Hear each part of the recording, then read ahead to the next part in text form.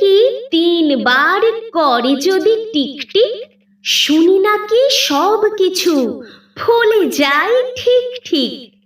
তাই ভাই খেটে খুঁটে সম্মান বাঁচাতে 6,000 টিকটিকি পুষে রাখি খাঁচাতে। সারাদিন বলি বসে রাজা হই রাজা হই, হতভাগা পাজিগুলো টিকটিক করে কই। লটারিতে লেগে যাক টাকা 10 লক্ষ, চেঁচিয়ে চেঁচিয়ে হাই টাটালো যে বক্ষ।